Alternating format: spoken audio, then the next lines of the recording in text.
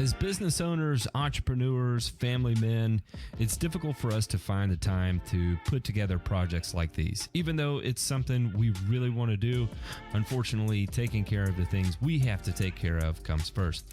However, because of viewer support for people like you, we're able to continue doing this. Please consider joining our Patreon and supporting the Burn and Return podcast.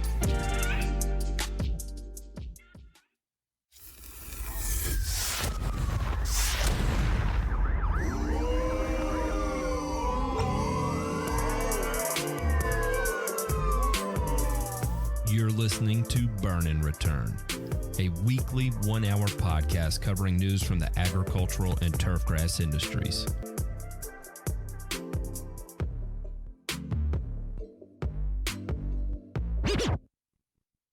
What's going on, everybody? Welcome to another episode of Burn and Return. I'm going to be your host. My name is Matt. Sometimes I go by the Grass Factor, went on the old dude tube. Martin would be the last name. And alongside of me, we have two ultra fine gentlemen. That would be Mr. DeMay and Mr. Ito. Fellas, how the hell are y'all doing on this lovely Sunday? I have a question for you. When do we cut across the time-space continuum and go from the dude tube to the boob tube? At what point does that take place, Ray? No idea. The answer is 10 p.m. The answer is 10 p.m. I was going to say either 10 p.m. or sometime between the ages of 14 and 17 if you're a male. But either way. To get back to our conversation, it doesn't quite matter which one. The fact of the matter is that however you spin it, it does become the boob tube at some point. There's no other way around it. I think it's a rite of passage in all shape, forms, or fashion. Gentlemen, I have to ask, how the hell was y'all's week? Oh, listen, I got a lot done. I can't speak for you all, but I think that's why this is so fun to record when we do. And if you want to participate in our live recordings, which we do on Sunday nights, these are held, usually around 9 p.m. Eastern time on Sunday night. And you can get in on that if you go to www.patreon.com/burnreturn, right? Look at that. Very, very affordable, folks. Very affordable. No matter what tax income bracket you're in, right? What level you want to participate, it's a good time to get in and do this live because really, I think, Ray, this is our time to sort of cut loose from the week that was and get ready for the week that's coming up. Absolutely. And the big thing is that when we get to 69 patrons, we're going to start hosting movie night, so I can become an integrated member of society, and I do not look forward to it. I have resided on my space outside of the planet for quite a while, and the thought of having to be introduced back into native society freaks me out. I'm not going to lie, but all good things must come to an end, and who knows? We'll see how it all plays out. But the fact of the matter is that we are going to reintegrate me back into society at when we reach 69 patrons, and nice. Gentlemen, let's go ahead. And I want to preface this. We're going to go heavy on the headlines on this episode because we've got so many headlines to cover.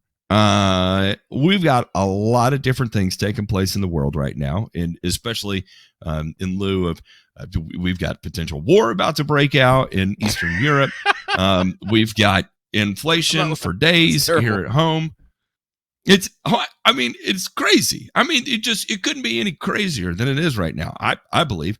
And I'm not laughing at Ukraine. I'm laughing with Ukraine. But go on. No, here's the thing: is that a lot of times I feel like a lot of the stuff in media is spun up to get me wound up. Here's the thing: is I'm flat out wound up. I am wound up like I'm so wound up right now. I've lost my voice because I've been screaming about this all weekend. Every moment I get to talk to my wife, I'm screaming at her about something related to the world. Man. I'm just kidding. That is not true at all. The last thing she and I talk about are geopolitical issues in the world. I promise.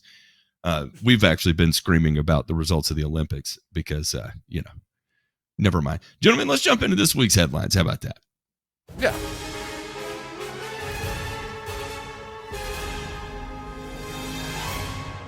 Nothing to fear here.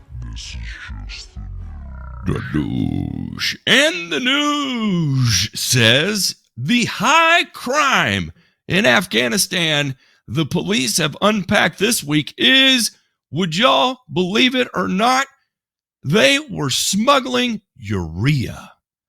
Moscow police on Tuesday foiled a bid to smuggle urea fertilizer to Afghanistan and driver of the coach in Karachi, RE News reported. According to Senior Superintendent of Police Kamar Fida Hussein Janri, the Moscow police, during checking of a passenger coach, found 150 bags of urea being illegally smuggled to Afghanistan via Balochistan.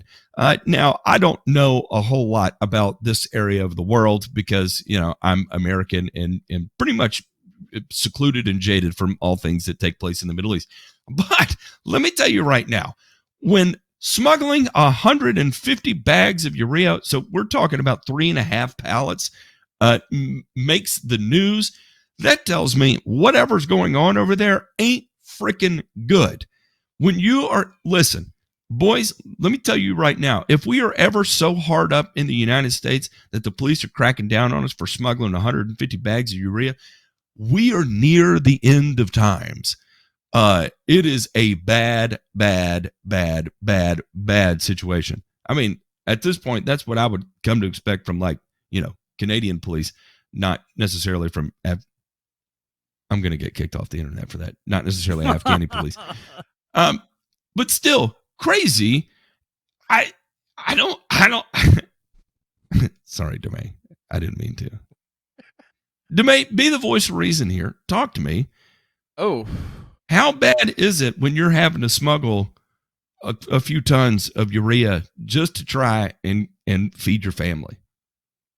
is it an isolated case? I have no idea. They don't give you a whole lot of context. It's just that, they talk about in the article, and, we know from studying this stuff that Pakistan's producing a ton, right, of urea day in and day out that's supposed to sustain Afghanistan.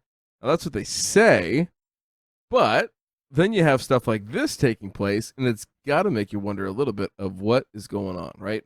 What is really going on in the background? And I think, I don't like to be tinfoil hat. You know me, Ray. But at the same time, there's a lot of stuff like this where you have government officials, and like we said, Sri Lanka, there has been 6 or 7 ag ministers in the last 13 months, 14 months. Mm-hmm.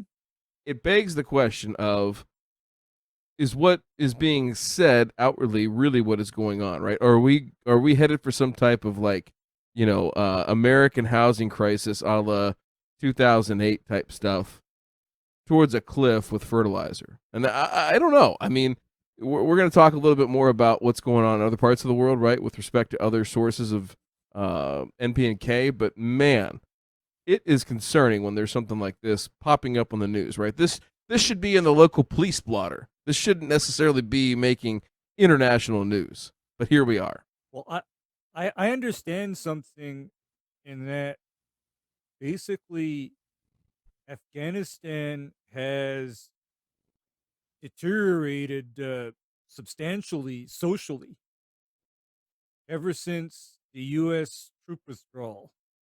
Ever since Afghanistan was handed back to local control, all manner of things have hit the fan there. I mean, fertilizer smuggling is just a small symptom of it. It's this is just the tip of what's actually going on. I mean, there's stuff that if we actually knew and understood what was going on, we'd be legitimately horrified. I can't even imagine, and that's why I'm going to, not even pretend like I understand a fraction of what goes on in that part of the world. But we saw in India people were trampled to death fighting for DAP. Yeah. And now we see people going to jail for smuggling 150 bags of urea. And it just, I mean, I don't know. Count your blessings. We live where we live, because that is not a good sign. And hopefully it gets remedied for their sake, because if it doesn't, and people don't have access to fertilizer, that means people don't have access to food. And I don't know about y'all, but in my opinion, one of the worst ways to die would have to be starving to death. Oh, yeah. I mean, people talk about drowning and burning to death. Starvation would just be a slow, torturous 30-day of just wonderment of just horrific, absolutely horrific. Because the reality is that the collapse in Afghanistan of government has also brought on famine, because there's basically no order. I mean, we here in the United States, we cry when a steak costs $20. I know I do, but over there, they literally have no food to be bought and no money to buy that food with. I mean, the situation in Afghanistan is literally dire. Well, I certainly hope things do begin to improve over there. I have no idea what the future of Afghanistan holds with the Taliban in power. And again, like I'm not even going to pretend to act like I understand what that means. However, over in Michigan, here on our territory, methamil has been made a restricted use pesticide. The Michigan Department of Rural Development, MDARD, has restricted public access to methamil. The pesticide is most commonly used to control fly infestations around livestock, but in recent years, it's been illegally used to poison nuisance wildlife across the state. Skunks, possums, and raccoons have been poisoned using methamil mixed with soda. Several dogs have been inadvertently killed this way as well. In 2010, a bald eagle died after feeding on a deer carcass tainted with methamil. MDARD says this was likely an attempt to poison wolves. In an undercover operation, state investigators visited 40 agricultural pesticide retailers. 25% of them recommended methamil-based fly bait to kill unwanted mammals. Citing this widespread misuse, MDARD issued an order on Monday that strictly limits the sale and purchase of methamil-based products to licensed vendors and pesticide applicators. When they buy that product, there will be a record they bought it. For someone who intends to misuse it, it could be a deterrent. This is something that we've been keeping an eye on for a long time. Other states are aware of the issue and have taken similar actions with success. So yes, I'm fairly confident that we will see a good response from this measure. Methamil-based fly baits won't be available over the counter anymore, but MDARD said there are plenty of methamil-free alternatives. Not surprised to see this here. Methamil is another carbaryl carbamate derivative, like in the same vein of 7 that we used to see. And, look, it's hard for me to argue against making something restricted use when they send in investigators to 40 agricultural pesticide retailers. And of the 40, 25%, that would be 10 of the 40 recommended using methamil to kill mammals. Pest mammals. You can't do that. And I get it. I'm sure their undercover operation, they sent in some slick talking, hillbilly sounding guy, that fits in. Man, damn it, boy. Listen, hey, I got this may or may not be a true story. I may or may not have had a coach. I've done some work before in the past. And he was telling me about they used to clean under the bleachers. The birds get real bad under the bleachers, and they just deposit holy hell amounts of animal waste there. And it was recommended to him to mix up a batch of grape Kool-Aid with something else in it. And he said this is way back in the day. Like, he was out there stirring it with his hand to get it mixed up and stuff. Oh, man. The next day, he came into school, and there were pigeons all over the entire campus that were dead. I mean, just thousands and thousands and thousands of pigeons all over campus. And he was freaking out. He did not know what to do. And so he scrambled picking up all these birds, getting them out of everybody's sight because they were just everywhere, right? And it was another one of those things where he asked somebody, hey, what do I do about this situation? And like, oh, well, you go mix up a little bit of this and a little bit of that, and you stir it up and whatever, grape Kool-Aid, pigeons or whatever, I don't know. But it, left an absolute onslaught of dead animals in the way.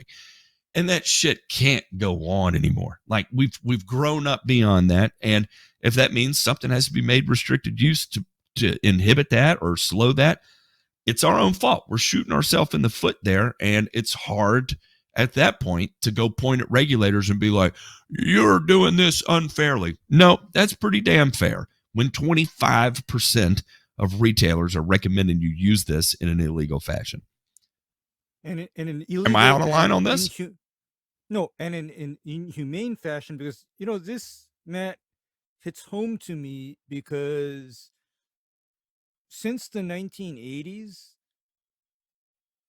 paraquat in Hawaii has been under that kind of restriction. And the reason why paraquat has been under that kind of restriction is specifically because in the state of Hawaii, a lot of disgusting individuals see it fit to misuse paraquat to poison animals. So I get it. Okay, I get it. And I've been following the story regarding mesamil-based fly baits for decades now, because I've heard the horrible story of mixing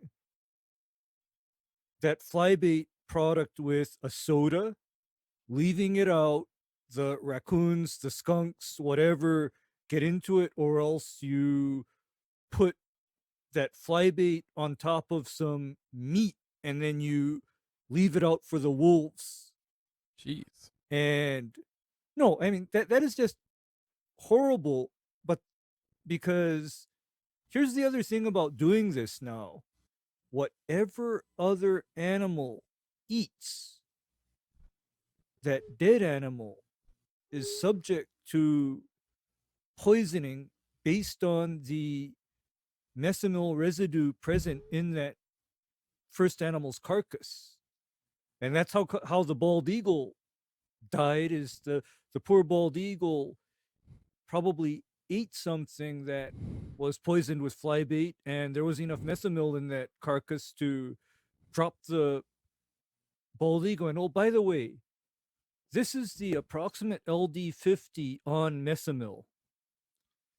It is, I believe, 10 to 15 milligrams per kilogram for most animals. Yeah, mesamil is nasty stuff. It is nasty stuff. I know it as an insecticide for cotton fields and citrus orchards as well. But mesamil is not funny. I mean, mesamil will kill you. Well, here's my thing is there's a couple issues going on here. Is, not only are people misusing it, but listen, we see this time and time again in our industry, and I'll go out on this limb. I'll die on this hill. Is that the providers for some of the products that we use, right, give piss poor advice, borderline illegal, if not illegal advice, and that happens way too frequently. Now, in this case, it's obviously impacting the people that are using it, and that's something it's just sad. Even my daughter disagrees. She thinks it's BS, man. I get it. Well, yeah, I get it. I mean, that's a piece of that makes me upset. That part of just getting bad advice, regardless of whether you're pro or not. Yeah, you see, I would like to think that sellers of these products would have a measure of ethics and integrity and not advise or promote misuse of the product, especially in a manner that has such widespread effects. I mean, for goodness sakes, we are talking about using this product in a way that harms endangered species, for example. I mean, literally, I mean, bald eagles, the last time I checked, they're a protected and endangered species. So you allow somebody or you promote somebody utilizing that product to beat animals, and bald eagles end up dead, never mind other, apex predators. I mean, that's a problem. I mean, that is a huge problem. And my goodness, all I'm going to say about this to close is stuff like this is why we cannot have nice things. You're absolutely right. Speaking of not having nice things, the drought in the western United States could last until 2030, according to the National Geographic here. A searing heat wave in June 2021 made dry conditions across much of the West even worse. The heat and ongoing drought stressed rivers like the Colorado, making it harder to keep hydropower plants running smoothly. A little later in the article here, it says soil moisture is at historic lows. For millennia, the most certain climate truth of the U.S. West has been that conditions change. A pulse of wet months or years will turn mountainsides and valleys lush green. Then, just as certainly as a dry stretch will parch the green to brown. But understanding what controls variability in this relationship to climate change is critically important to everyone living in the region's boom-bust water cycle. Williams and his colleagues wanted to understand how intense the current drought that has been compared to past events through the Southwest from northern Mexico up to Idaho. In 2020, they published a study that examined 1,200 years of regional drought as recorded by the growth pattern of trees. And it goes through and it kind of shows the chart and all this fun stuff and says, we are in a pretty big mega drought, but however, there have been other mega droughts in the past. The most intense one on record from 1575 to 1593. However, what we see is 2020 and 2021, we're also seeing record-breaking heat and even drier weather. So not a good situation going on there. Of course, this gets parlayed into the talk of climate change. It has supercharged the extreme drought. And then finally, when will the drought end? And basically it's summarized as, I don't know. Who knows? Maybe we'll recover in a couple years. Maybe we won't. And if we don't, if we do, when is the next one going to be? And is it going to be even worse because of traditionally or observed warming temperatures? It's something to keep an eye on. Again, I don't know enough about this space to speak on it with any sort of intelligence or inside information. But what I can say is that for sure, the drought that is going on out west right now is record breaking, and it is we're on the cusp of a lot of catastrophe out there. There's a ton of farmland out west. I think it would shock people because everybody thinks, out west, you either have desert or you have Los Angeles, right? And, but you move into Northern California and parts of Utah and all kinds of stuff, and you've got a lot of agricultural land out there as well, too. And it is not good. We've covered in past episodes about water restrictions that have taken place in specifically in Utah and stuff because of a lack of rainfall. And, who knows how that plays out? It will be interesting to watch because if pressure is continued to be placed on the West, it is another one of those dominoes in the line that could contribute to the situation we're facing now, which is inflation, higher input costs, higher food costs, and who knows if there's a way out of it or not. Do you have anything to add to that? Well, what I know about this whole climate thing is that this is, to me, part of a prolonged multi-decadal cycle. I cannot get excited about climate change when evidence, actual, non-biased evidence presents, especially the West Coast, going through cycles that last multiple decades that alternate between drier weather and cooler, wetter weather. And these cycles have been going on since before the Industrial Revolution. So we're not the cause of it.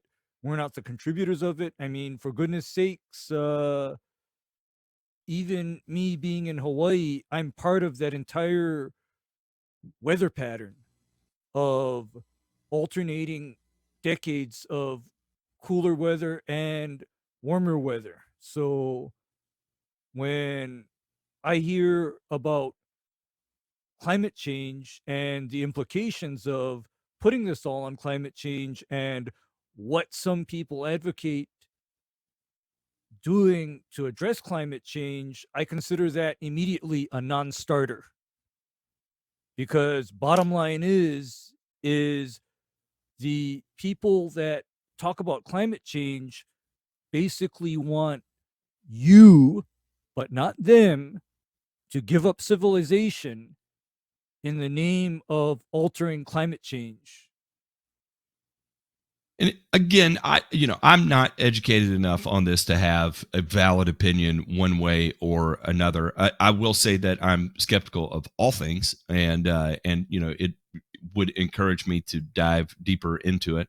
I don't like to be told, to think one way or the other without doing a significant amount of due diligence on my part. And to this point, I have not done the due diligence, so therefore, I don't feel justified in having a real opinion on this one way or another. But it's definitely something to keep an eye on, especially if this drought in the western United States continue to last until 2030, and we'll see how it all shakes out. Speaking of another domino in the proverbial end of times doomsday type of scenario, glyphosate has filed a force majeure because of a supplier manufacturing problem. Bayer's alerting retail partners that the company may not be able to fill some glyphosate contracts this spring due to a supplier's manufacturing problem. According to a letter sent from the company that DTN has obtained, Bayer is declaring this a force majeure event, a term used to describe an uncontrollable event that prevents a party from fulfilling a contract. The situation could leave some farmers who are awaiting glyphosate deliveries on shaky ground. The letters sent out last week are signed by Udo Schneider, global head of active ingredient manufacturing from Bayer. They state an undisclosed supplier of key raw material for glyphosate production experienced a mechanical failure at its manufacturing plant. As of now, given the supplier notification, we expect repairs to this production line to take around 3 months. As a result of the force majeure, Bayer's ability to supply customers glyphosate and glyphosate-containing products as agreed upon, and certain agreements are under accepted purchase orders has been impacted. So here we go. We were already in tight supply because of reduced exports coming from China, and a lot of that had to do with the environmental cleanup that was going on with the Olympics. A lot of it had to do as a giant FU to the trade war that we were involved with, or that is the tariff war that's still kind of ongoing in some form or fashion. And now this happens, and DeMay, you said you don't like to play in the conspiracy world. I love that space, and this, to me, I've got to say, and I think especially as we get into the next, on a little bit later, maybe not today, but coming up, we're going to be talking about another force majeure in the same space here. I can't help but think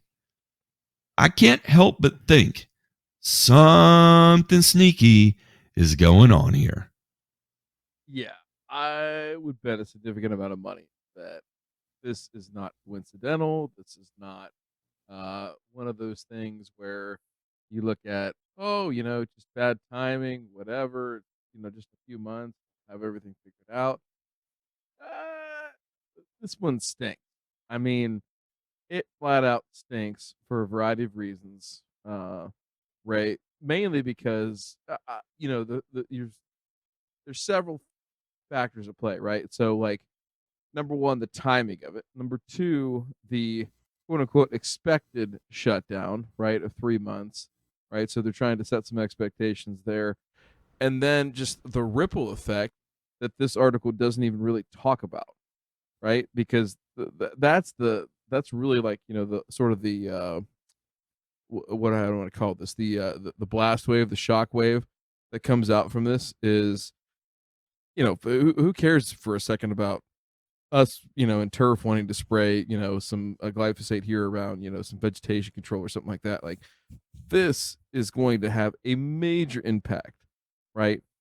As it's starting to be felt in agriculture, and especially in the Northern Hemisphere, where we're going to need this stuff, from an agricultural production standpoint in the next 6 months. I don't know. What do you think? Well, what I think is, this is a case of suspicious timing indeed. And I keep on hearing this quote and applying it to various situations. And I'm just like Matt, because the quote that keeps on replaying in my head is, never let a crisis go to waste. Okay, I keep on hearing that, and for me, that quote just diminishes my faith in mankind tremendously. Because you know what the bottom line of that quote is? People suck. People just suck. They're dirtbags. They're all trash. Well, and what here's the thing. I think that if there's anything that this whole episode in history has taught us, right, is that there's always been sort of safe, right, in place that would say that, well, hey, we couldn't do that, right? We better not do that. We better not let that happen, and we'll do everything that we can. And I truly believe, right, in this age of new age of corporate social responsibility, I don't know that same determination to do the right thing, to make everything happen the way that it should, and be honest with people, I think that's out the window for right now, boys. I just do. All right. And here, I want to make this point clear too. There's one thing I understand from a manufacturing perspective, is that if you lose a key piece of equipment, lead times right now are at all-time highs. There's no doubt about it. Like, for instance, I could tell you that if you want a 500,000 kilovolt hour, 1,500 kilovolt hour transformer, your delay on that is going to be, 3 to 9 months, depending on where you are in the country and what particular size you need. So that's pretty significant. But here's the thing. Bayer, at the types of manufacturing contracts that Bayer has, arguably one of the largest manufacturers globally, how the hell do you not have redundancy after redundancy after redundancy after redundancy built into this? They're not a chip manufacturer. They're not relying on computer chips out of Taiwan, like which ground to a halt car production, right? But even then, you still found ways for that to get, like a lot of Japanese automobiles were continuing to roll on. Why? Because there's a lot of redundancy in there, and there's a way to be able to recycle a lot of those in certain scenarios and capacities, right? However, here in this particular instance, we've got a 3-month shutdown, and they talk a little bit about this here, that our supplier's on track to restore production. We've sourced additional materials and made other mitigation efforts to help best the situation. However, we're shut down for 3 months. We expect to still be back on pace by the end of the year, but when it's most critical for us to need it, we're going to be behind for 3 months. So they're going to ramp up production supposedly by the end of the year, so where they'll be good for next year. However, for this year, it's all foobarred. It stinks to holy hell.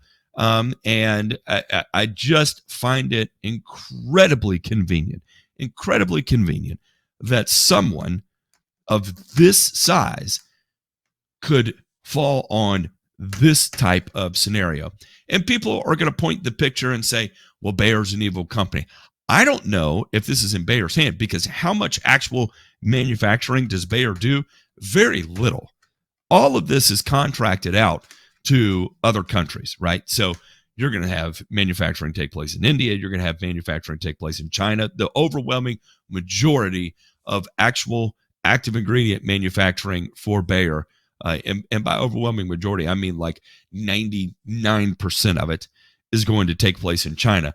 Formulation and bottling is going to take place at point of sale, right? So if it's being sold in the United States, it's being formulated with in-can surfactants, shelf stability agents, whatever, takes place in the United States, bottled here, sold here, right?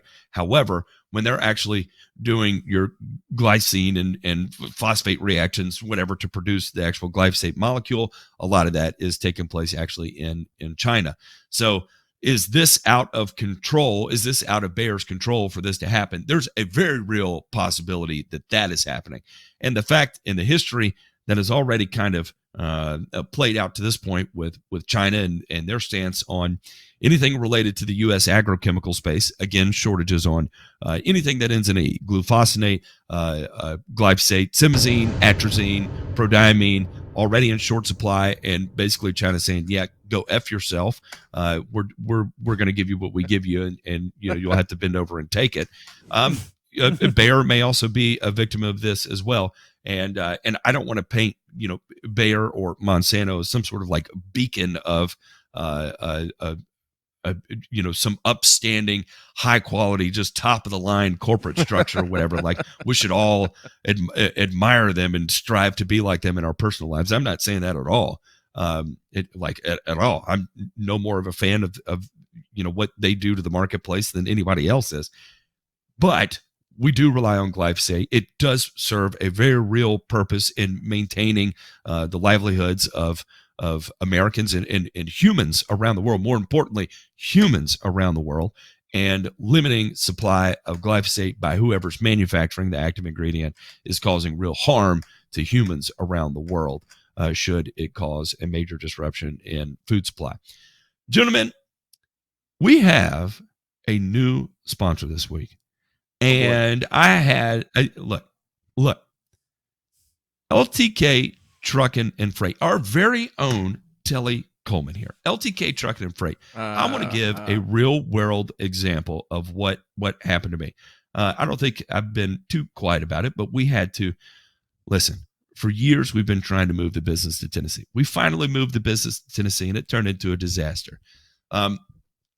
But we got all the fine details worked out, and we needed, in a pinch, a lot of material moved. Like we needed 14 tractor trailer loads of material moved quick like. And I called Telly, and I was like, Telly, man, I'm in a pinch. I need some help. And he's like, dude, this is no big deal. I worked with him. I worked with his wife. Incredibly professional, unbelievable pricing. And you know what? In 3 days, we got those 14 tractor trailer loads moved. In 3 days, 14 tractor trailer loads of material moved.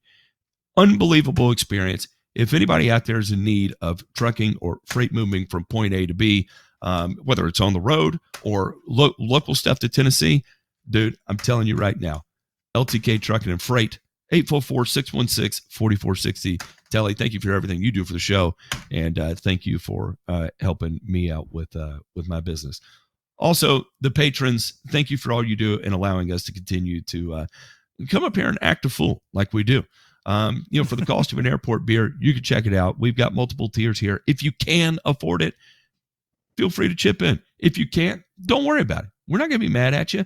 It's just an option for people that want to do more, want more private access, want access to merch that will never see the light of day, like our Ray and the Lawn Lizard shirts, which, by the way, were just absolutely stunning and fantastic. Or the next one coming up with the Death Van. You know what I'm saying? If you're into that kind of thing, if you want more, check it out. Patreon.com/burn and return. Gentlemen, let's check out this week's Burns.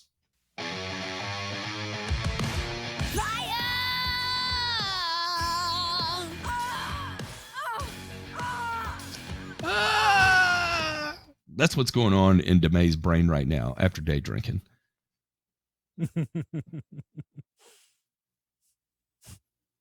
Ooh, I felt that.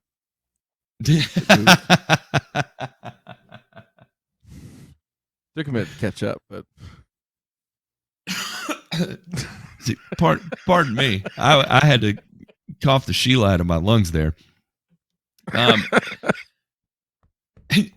Gentlemen, this headline here, I got to say, a lot of the stuff we've been covering to this point, like it gets me into a real serious state of mind. Like, oh man, yeah, if that happens, these are some potential outcomes. It's an internal dialogue and mapping that takes place, right?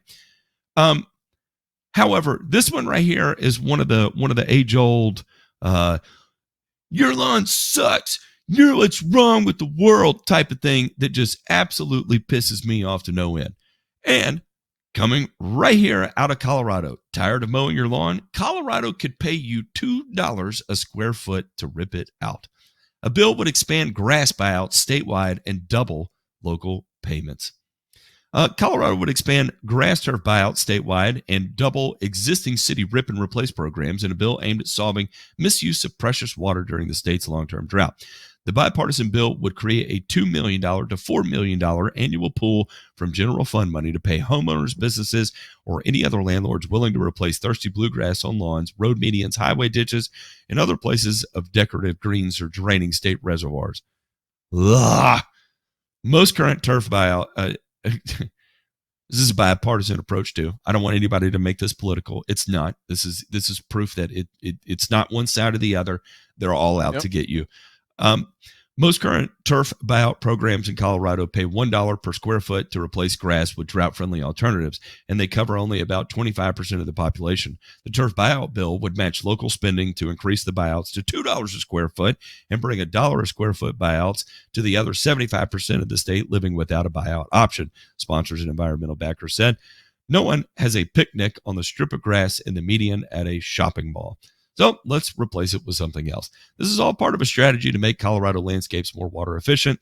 And so we think a statewide turf buyback program is one of the great ways to do that. There's a growing recognition that we have to reduce the amount of irrigated turf we have, and growing recognition that while some turf is definitely beneficial, parks, sport fields, and parts of people's yards, we all know that a lot of turf doesn't get used. So anyway, we'll go through that. And yes, no doubt about it, there are certain areas where it doesn't make sense to install irrigated turf. But to pretend like plants are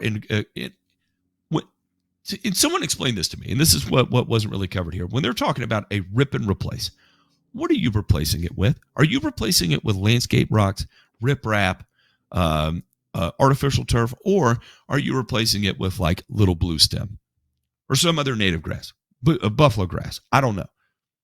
What is being put in place of? I'm gonna have to find out. Bluegrass, as they cite here. Yeah, that's a good question, because I personally am a fan of only having turf grass in places where it's going to serve a utility function and it's not going to become a maintenance nightmare.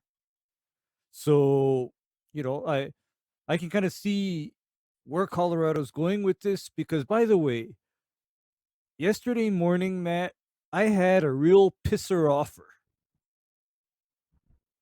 I had a total pisser offer. What happened?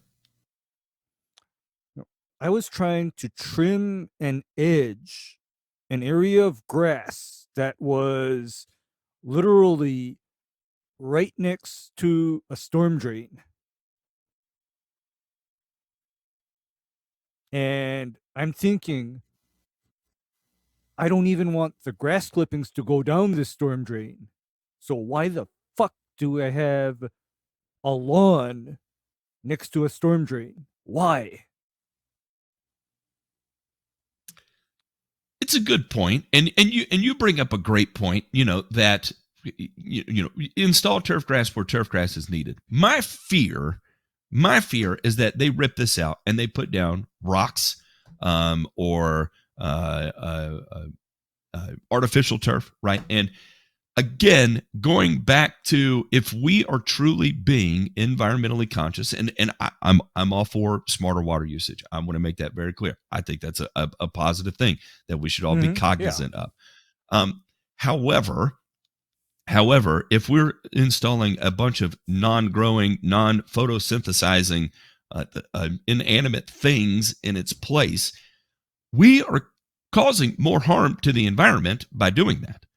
What was it? And I hate to even go down this wormhole, but this is, utilizing their own the message against themselves is, if we increased organic matter by 0.7% across all soils around the globe, that it would undo all of the carbon output and undo climate change. I believe that was how that was structured into the Paris Accord.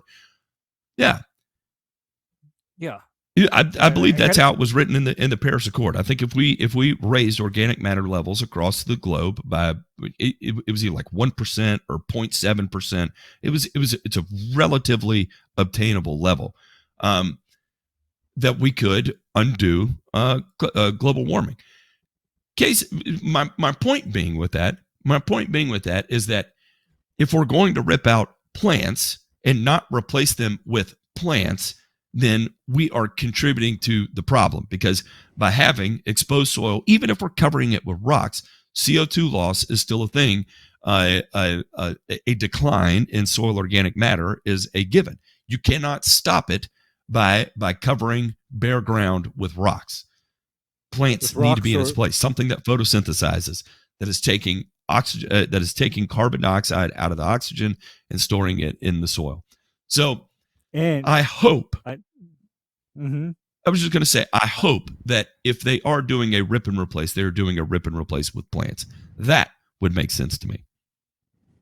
Absolutely. I mean, I don't know the details myself, but the thing that would make the most sense for me, and what I always advocate for personally, is I tell people, as much as possible, plant vegetation and ground covers that requires minimal to no further maintenance of any kind once that ground cover or vegetation has been established. I mean, I harp on that. I say, you take out this unmaintainable, impractical turf grass and you replace it with vegetation that you plant it, you let it grow, it looks attractive, and you don't have to do jack beans to it. It just grows. Because here's the other piece of, carbon and climate change, et cetera, is that if you have areas with a high carbon footprint, guess what? You're not actually accomplishing anything. You're making a problem rather than solving a problem.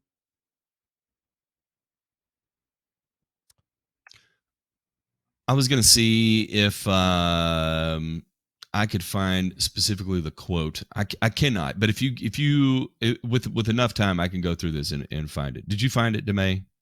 I didn't find the quote. I mean, they are using other plant materials, right? So other xeriscape, like low water type materials, for the most part, is what they're recommending. So I mean, I think in this case it can be of benefit, but I think identifying what those areas are and are not. And I'm glad they called out parks and sports fields and things like that, because like there is you can't just get rid of all of it, right? And I think this just goes back to, we need to have better design in all of these spaces, right? Do we need to have beautiful lawn tree lawns and things like that at the local Safeway? Probably not. No, right? No, Probably get away with it. No, actually, and that's an example of, because the other thing that I know I saw last year that just, had me in a tizzy is at my local Lowe's parking lot. Imagine having 1.5 to 2 foot wide strips of grass on these raised medians delineating each parking stall. And oh gosh, do you know? No, yeah, and wait, Ryan, do you know what actually triggered me even more? I can't imagine. These grass areas are literally raised above grade, so if there's any water, all the water will run off. And I had seen that all of these grass strips were just fertilized by the maintenance contractor, because I essentially saw about 5 pounds per 1,000 square foot of granule all on top of there, so that it's just waiting for the next time for it to rain, so all that nitrogen and phosphorus can run off into the waterways. Never mind the poor son of a bitches that have to string trim every square inch of that every week. Okay, so the only thing I'm going to say here real quick before we wrap this part up is just, this is the kind of stuff where this is the stuff that grinds my gears, right? Mm-hmm. Matt Martin, right? This is the stuff where there is a supreme disconnect between the intended use, right, of these particular plants and these situations and these designs, and then it gets all fouled up when somebody tries to take over maintenance of it, whether it be a professional, whether it be a homeowner or otherwise, right? The left hand's not talking to the right hand, and that's right. You look at it right there. My God. But honestly, that is the part where, okay, just because we do this, right? Just because we get the $2 a square foot, we put this stuff in, if we don't manage and maintain it right, are we better off, right? If we have piss poor growing plants out there in these spaces and they're not rooting in deeply and they're not filtering nutrients and other contaminants that come through the soil, like, are we realizing the same benefit? All I'm saying is it's just that there's checking the box is the thing that pisses me off. That people think that anything that we do in horticulture or agriculture is just checking the box and that makes it fine. It's a living, breathing thing. It needs to be managed. It needs to be taken care of. And if it's a piss poor choice for the space, you can never manage and maintain it right. And conversely, if it's the best thing for the space and you don't manage and maintain it right, it doesn't mean a goddamn thing. So right. that's okay. That's all I got to say on that. So, but the landscape architect installed all these crepe myrtles and mounted them with 4 tons of smooth river rock for everyone in lieu of mulch. We're going to do 4 tons of river rock because it's highly effective. You don't know what you're talking about because I'm a landscape architect. You start with me. Are the lawn boy. Don't start. How many times have you heard that? How many times have you heard that? Right. I know right. that shit gets in your crawl, doesn't it? Oh, and by the way, you think the environmentalists have a problem with me? Do you know who likes me even less, Matt? I was going to say master gardeners and landscape architects. Yes, correct, sir. Correct. Landscape architects despise me because I then proceed to give each and every one of them the royal ass chewing for doing what I call the misuse of turfgrass. Okay? I call it turfgrass misuse when you place turfgrass in situations where, 1, it's not maintainable, and 2, it stands the snowball's chance in hell of thriving without minimal intervention. In other words, Ryan, Grandma had her surgery effed up and she's going straight to hospice and has less than a year to live. Oh boy. All I know is whenever somebody calls me the lawn boy like that and tries to use it as a pejorative, I flip the script on them and I hand them a signed copy by Matt Martin of the Lawn Boy novel and say, read this. And I say, and a painting of FTP. That's right. And I asked them, I said, are you acquainted with our Lord and Savior, the Grass Factor? Gentlemen, 1 in 3 Americans have detectable levels of toxic weed killer, study finds. And but guess it was not on the list. Landscape architects, because they're not the lawn boy. Human exposure to 2,4-D has substantially risen despite a multitude of health and environmental concerns. 1 in 3 people across America have detectable levels of a toxic herbicide linked to cancers, birth defects, hormonal imbalances, and a major nationwide survey found. Human exposure to the herbicide 2,4-D has substantially risen amid expanding use among farmers, despite a multitude of health and environmental concerns, according to the first nationally representative study evaluating the footprint of the chemical. The herbicide was developed in the mid-1940s and quickly became the go-to weed killer for farmers focused on increasing crop yields while also gaining popularity among gardeners looking for a pristine lawn. Its popularity dipped in favor of Roundup and genetically modified cotton and soybean resistant to the herbicide, but it has seen a resurgence since the spread of Roundup-resistant weeds.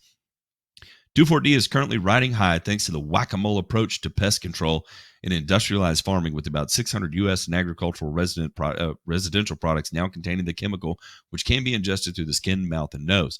Researchers from GWU examined the urine samples of 14,395 people aged 6 and older from all walks of life who take part in the annual National Health and Nutrition Examination Survey. They look for biomarkers to the pesticide and compare the exposure levels detected with the use of 2,4-D from 2001 to 2014. As the pesticide grew in popularity among farmers and gardeners, so did evidence of human exposure, rising from a low of 17% in 2001 to a high of almost 40% a decade later.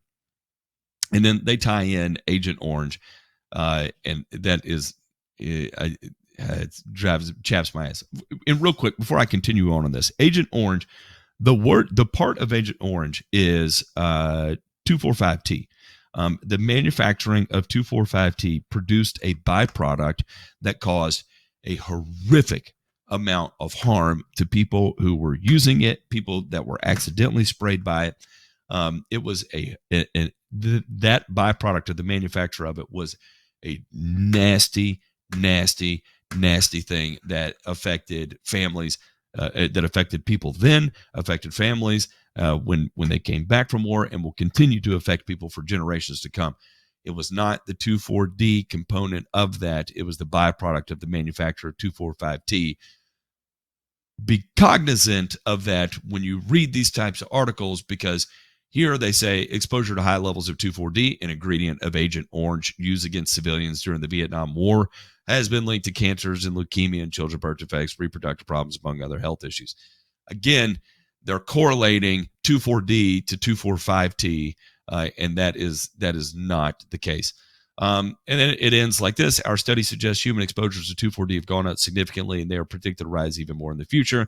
Given the potential for human and environmental health impacts for such widespread exposures, we believe increases in use and exposures are not the direction to be going. I have a theory on this, why 2,4-D exposure is probably greater than it should be. And I think part of that falls into education. And then the other part of that is the inability to adhere to a label. Case in point is that you are limited to 2 applications of 2,4-D containing product per year. My question is how widespread is that known throughout the industry, whether that be agriculture or lawn care? And 2, even if it is known, how well is that adhered to? And I hate to say it, but if evidence points to the fact that that portion of the label is continually violated, is 2,4-D another candidate for restricted use only? I don't know. I'm putting it out there. It's not my favorite idea or topic to even discuss. But again, I bring it up because how much of this parlays into inability to follow the label, or a genuine lack thereof of initiative to become educated on the herbicide people are choosing to use. Matt, here's my conversation with a lot of people in the lawn space, because I am the gadfly. I am the asshole. And the reason why I'm the asshole is, when possible, I always advocate for alternative practices to constantly and regularly applying 2,4-D based herbicides to a lawn area. I mean, they told me, "Oh, Ray, that is just so expensive. Why would I do that when 3-way is literally pennies per 1,000 square feet? Why would I want to do that?" Because I say my foundation for broadleaf weed control in turf spaces, especially turf spaces that are heavily used by either humans or companion animals, is based on number one, isoxaben, and number two, because I'm in a cool season I'm not in a cool season market, I'm in a warm season market. I lean towards products such as Celsius and MSM to perform my broadleaf weed control. My go-to is not constant and regular applications of three-way, which often contains large amounts of 2,4-D. There, I said it. And here's what one thing from the study, and I haven't gone through this with a fine tooth comb, is not necessarily the urinary concentrations are increasing. However, the number of people with detectable levels in urine, and here we're talking about 0.4 parts per billion. 0.4 parts per billion. So we have not crossed the threshold. Sorry, I had to clear my throat. We have not crossed the threshold there into what would be considered harmful levels of exposure. So we're within the EPA levels of exposure. However, it's a trend, and it must be looked at, and it must be considered. And I don't think this is something you can hide from and pretend like it's just going to go away or get better. The good news is exposure is still extremely low. The bad news is that the number of cases of exposure, even though the detectable levels are low, the number of cases in general are high. DeMay, you're a voice of reason. What's your reason? I mean, number one, I agree with what Ray is saying. I think that there's very limited use cases nowadays, for the most part, for us to be even considering 2,4-D, right? It's hard because it is pervasive in a lot of the basic three-way products that we use, all that. But for the reasons that you stated, right, about the annual application limit and that sort of thing, plus the fact that, hey, kind of what Ray was pointing out is that there are better choices, generally speaking, depending on what type of weeds you're going to control. Ryan.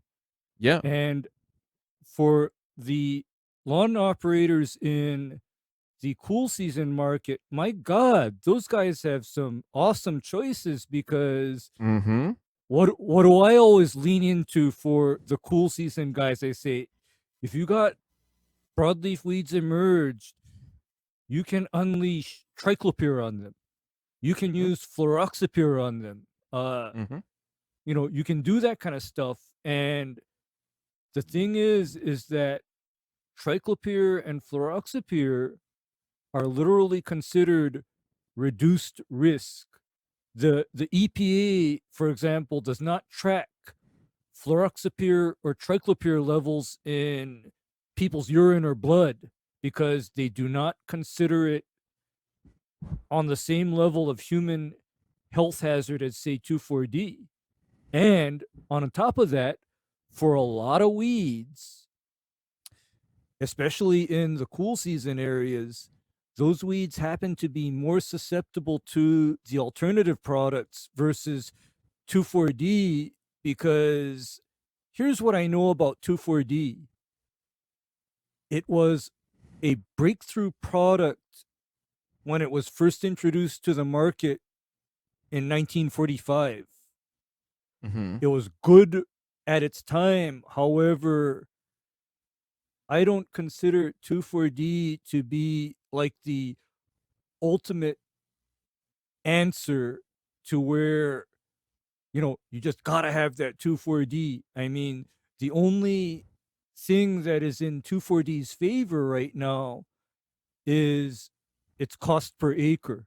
That's the only thing that puts it in, in a favorable light. Otherwise, like for myself, I know that, for example, in a cool season market, triclopyr, fluroxypyr, and a couple of the newer chemistries that are coming into the market can do a lot of what 2,4-D, has been promoted to do, and it does it, I guess, without the same issues and baggage, because like I've told all the listeners and anybody that asks me, is I think very hard, for example, about making a 2,4-D application to a lawn that is the home of a companion animal. Like if my customer tells me, "Oh, my dog and my cat, they kind of live in the backyard," I really rethink my weed control program, for example. And I think that's all. If this highlights anything for folks in our industry, is that, again, just think about a little bit of how you're choosing the products that are going into your programs and the why. Like, I can't sit up here and explain the why. I'm not qualified to do that. There's only one person that is. But I think it it's ain't something us. that we all. No, It ain't us. there's a YouTube channel though for it. You just type it in. How do we find that? Oh, we'll make him a sponsor next week. Yeah, there we should. Well, there we go. We should. yeah, or we're gonna get him on the show, Matt. We're gonna get him on the show, yeah. and There we go. and There we go. and that way Have he we can and that way he can educate all of us as to the why. All right. I mean, we need education. We're a bunch of uneducated fanatics. Speaking of And uneducated nutcases. fanatics, gentlemen, let's discuss this week's returns. I'm back.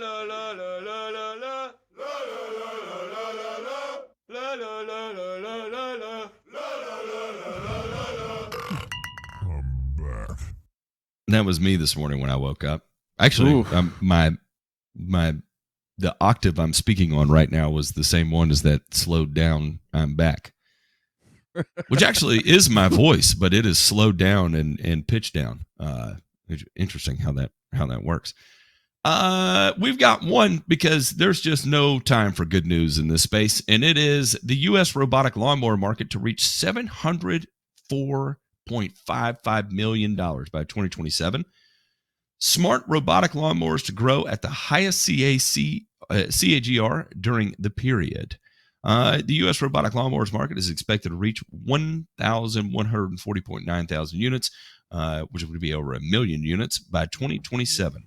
That is pretty impressive, and there's a lot that's kind of highlighted here that we could go through, but I'm not. It does appear to be that Husqvarna is leading the way. Mean Green Products continues to kind of show up, and I believe they're the ones that sold X number of units already, but I'm not sure how many of their units I've actually seen out in the field. But you do regularly see Husqvarna. There's no doubt about it, and Husqvarna is certainly seems to be the pioneer in this space.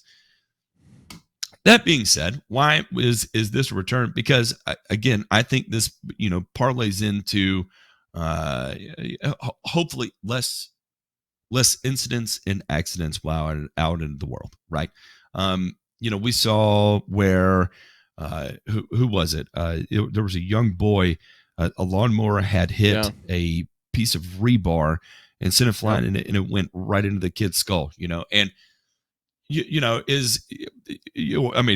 to talk about like where you could get into a wormhole of wormholes. It's trying to measure the carbon impact or environmental impact of mining metals to produce these batteries and all this fun stuff. I'm not even going to go at it from the environmental aspect. I'll strictly stay in the lane of safety from a safety perspective.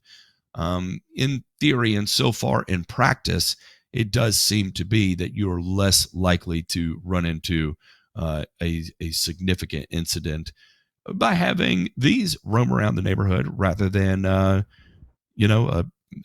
guy on a 60 horsepower diesel lawnmower that's capable of launching a piece of rebar 100 yards at 500 feet per second. So I don't know. I thought I'd throw that out there. Listen, I think these things, and I know Ray might disagree, but I believe that there is an extremely promising future with these, right?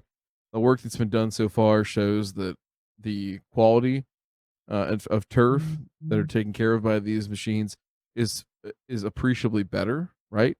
The data's bearing that out, and I think obviously there's some hurdles to overcome from a practicality standpoint in certain situations, but there's already a lot of places and spaces that you could turn these things loose, and they could just take care of things for you. So I think it's good that it's expanding. I think the big thing for us as an industry is to realize this and not be, don't end up like the goddamn Blockbuster Video and just say, oh, this is never gonna do anything. It's not that.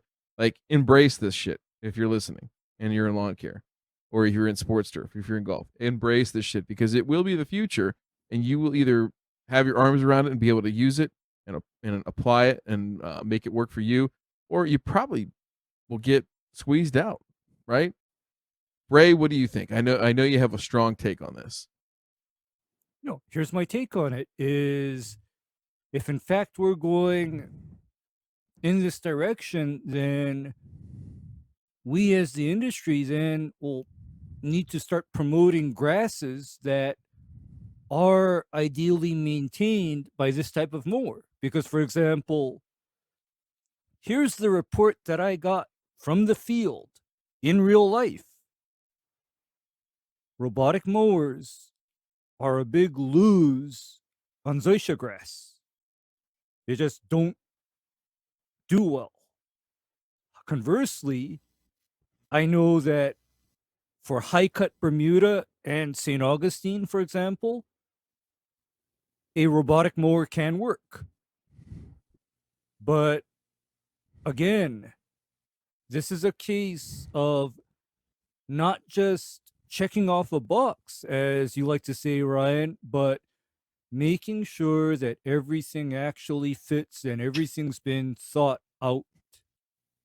I mean, that's all that's my actual position on it is think it through, make sure it works, and make sure that it doesn't create a new problem. And again, we're scratching the surface on this, and I would say just like in all aspects of life, where it's difficult to take a rigid approach to this, right? There has to be flexibility in all things, and if there's anything you've taught me, DeMay, it's to be more flexible in the way I look at things. And it would be like it's not working. The appropriate response it's not, but it feels good to at least consider it from time to time, right? I can at least pretend like it. And then as soon as I turn off the computer, and then you unloaded an entire 5 rounds of shotgun shells right into that idea, and it's gone. Just all over the floor, right there. It's considered, which is a monumental change for me. It is. That baby steps. I appreciate it. You're well on your way to being elected to political office someday, Matt. I can assure you that. I can assure you that's not the case too. But a case in point is that I fear one day that the response is going to be ban all gas-powered mowers, only robots. Nobody's allowed to operate a mower. And I think that approach is no good. And particularly there's validity to what Ray is saying, that there's going to be certain grass types that just don't respond well to it, because anybody that's ever even pushed a spreader through zoysia grass, let me tell you, there is no worse feeling than pushing an 80-pound spreader through a 4-inch tall zoysia grass lawn. And I have treated acres and acres and acres of grass with a Let's Go push spreader on 4-inch tall zoysia grass. And after about your second 30-foot pass, you're ready to go play in traffic or lay down in front of a train wheel. Either or. They would both lead to the same ending, and both of them would be equally as pleasurable after attempting to fertilize zoysia grass with a push spreader. It's a terrible experience. So I could see where a mower of that caliber would not be happy in that situation. And Matt, here's the thing is that I never have had that experience of having to treat 4-inch tall zoysia because typically my zoysia is between a 1/2 inch and 5/8 of an inch. However, Well, Ray, I'm going to argue you've never So- lived until you've done that. however, the deal is that zoysia grass is also kept at what I consider an appropriate density and height of cut. Sure. And that is where, unfortunately, until somebody can robotize my GM 1000, I'm not sure that a robot can perform the same. I have my doubts. I think there's going to be limitations, but I think the whole point is to get to what is the baseline level that we need to be at, and then However, ascend from there. However, I'm also an advocate of getting rid of zoysia as a turf grass. Just getting rid of it. Oh, Ray, Because- careful. Because it presents so many maintenance issues. Are we talking about You know- zoysia or are we talking about centipede? Because, Ray, Actually, I love Matt? me some zoysia grass. okay, here's the thing, is that centipede tends to self-select out of areas where it doesn't belong. Okay? Sure. It tends to self-select out. On the other hand, zoysia will exist in places where it is not ideally maintained and it looks like ass while it's existing. Whereas You hit it- centipede, Go ahead. centipede, if it's in the wrong place, it just dies. It's over. I get it. You heard it It's here just dead. first on Burn and Return. Ray just declared zoysia is indeed the alpha grass of alpha grass. Gentlemen, let's check out this week's mailbag. You've got mail. This one is from Frank. Frank said, "Good evening, gentlemen. I have a few questions regarding a PGR with my 3,000 square foot tall fescue Kentucky bluegrass mix and 1,000 square foot of Kentucky bluegrass mono stand. I'm going to try a new this spring. Do you have any advice for a first-time user outside of what's on the label? Also, how does a new affect the use of herbicides and fungicides, or use those as you would normally? I also assume I would begin the applications in the spring and have it coming out of suppression just before the stress of summer's heat. And being I'm trying to limit top growth, do I still follow normal in applications or throttle that back too? Sorry for the long email, but I value y'all's advice and recommendations. Thank you for taking the time, and God bless." Gentlemen, we covered this. What episode was that when we did a pretty deep dive? We've talked a lot about it. We've talked a lot about this. We've done a Yeah. lot of episodes. I know, and I'm trying to remember what it was. I believe it was on a Thirsty Thursday when we did an extremely deep dive into Paul growth Outlaw? regulators. Paul Yes, Outlaw we was did. one. We did with Paul Outlaw was one. Oli Pool's another one, and then I think, believe we was did it Mr. Ferguson? and with Mr. Ferguson, and also we did I believe polo fields too. We talked about PGRs on turf type tall fescue. Yeah, all of the guys growing turf type tall fescue in the transition zone. I believe a subject of conversation on the shows has been leveraging PGRs to optimize turf health in those situations. So, Frank, I would refer you back to that because we have done incredibly deep dives on this, way more than we can get into in just answering this question here. And I would probably start with the Paul Outlaw episode because I think that is probably one of the ones where we went the deepest on it, just because, Paul, I would say Paul arguably has more experience with a new on cool season grass than a lot of people do. So be sure to check that out. Gentlemen, it has been real. Let's jump over to the show after the show where we can join our co-producers and other patrons and help come up with this week's title. Love you all. We'll catch y'all on the flip side.